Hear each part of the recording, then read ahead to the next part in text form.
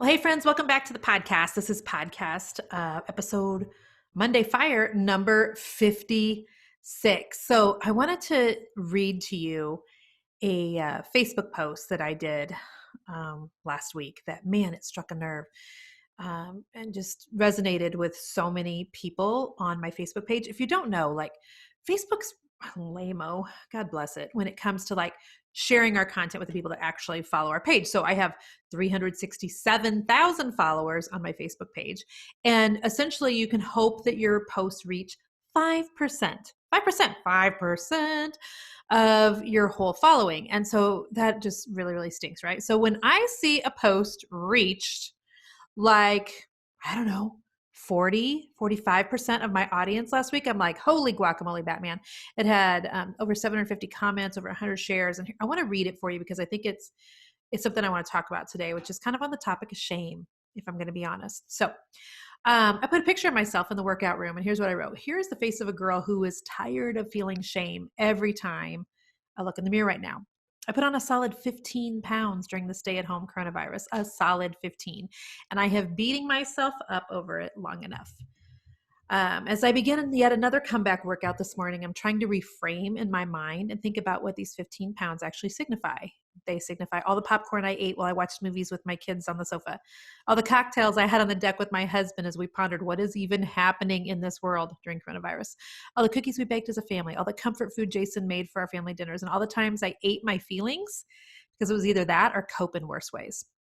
And then I just go on to talk a little bit more about what, different seasons, and different seasons are for waist whittling and other seasons are for just keeping your head above water.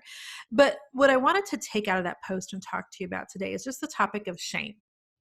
I just got done this morning coaching my inner circle group. The inner circle is where I coach 2,000 women and a few guys every month on how to build their business using social media. And so there's shame is running rampant right now, you guys, whether you're in business or not. There are so many people because the world is weird, right? That's what I just keep saying. The world is weird. This is a different world than what we've ever lived in and seen before. And so many people are just literally trying to do the best that they can, navigating, what the world currently looks like.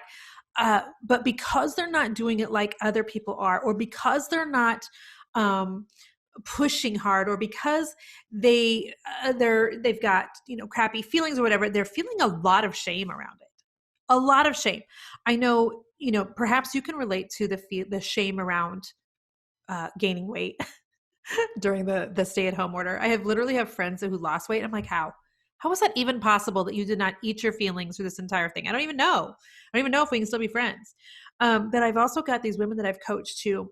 They let their social media go for several weeks or several months during coronavirus. They didn't know what to post.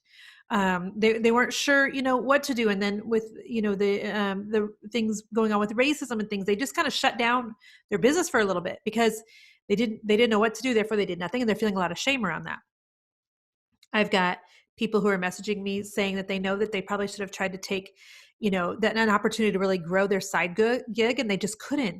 And they're feeling really bad about it. And see, I can always tell when it's shame because there's a difference between shame and guilt, first of all.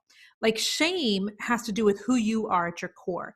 And shame will say things like, I didn't work on my business during the coronavirus. I always do this. I never am able to push myself. I always miss the opportunities. That's what shame looks like. Guilt is something totally different. Guilt is, the lady at the grocery store gave me back an extra $20 in change and I didn't take it back to her. I should have given it back to her. Instead, I kept it and I feel guilty. Listen, people are always saying that we shouldn't have any mom guilt. I might do an episode on that sometime because I know that there have been times in my own life when I had guilt around how I was or wasn't showing up for my children or my spouse. And it was good.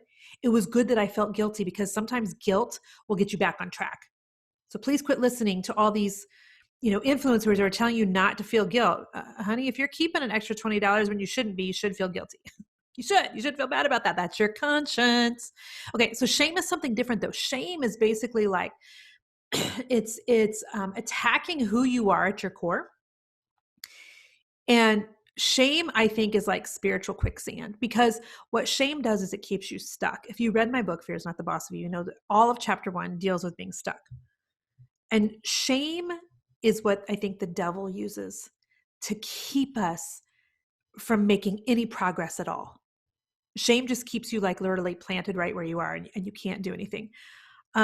And so I wanted to chat with you about that today, because if you're someone right now who is feeling an incredible sense of shame that you haven't done more in the last few months, that you haven't pushed harder in the last few months, that you've let yourself go a little, that if you're feeling like this incredible sense of shame around that, I need you to stop. And I need you to reframe it in your brain. Just like I reframed that Facebook post into thinking, okay, yeah, I've gained 15 pounds. But you know what? I literally was keeping myself sane during those, stay at home orders. I literally was enjoying time with my family. I was cuddling on the couch with, kids and husband, and I can't feel bad about the fact that I could have been doing other things. Like, I'm going to feel zero shame around that. I have to.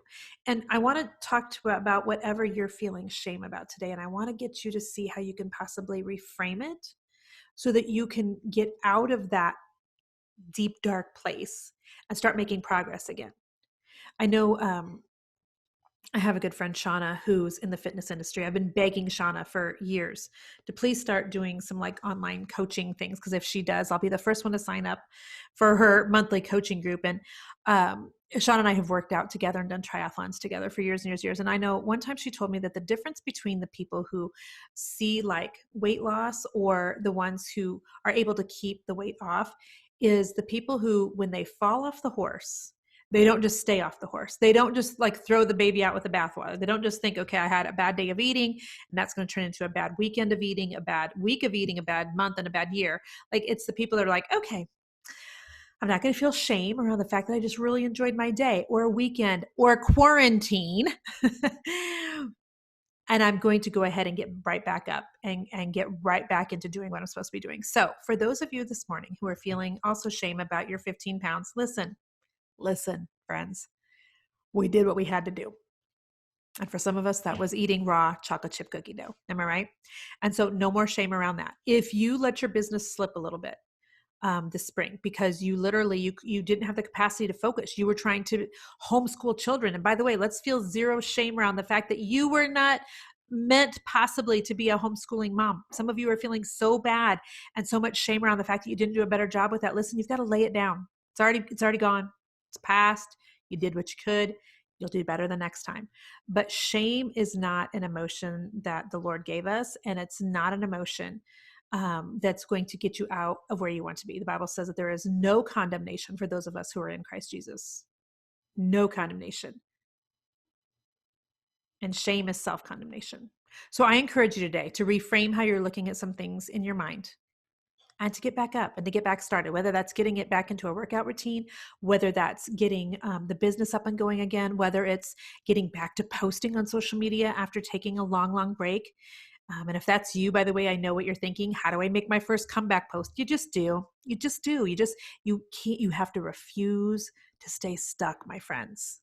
Shame will keep you stuck. Jesus will give you freedom. I hope that that's helpful for somebody today.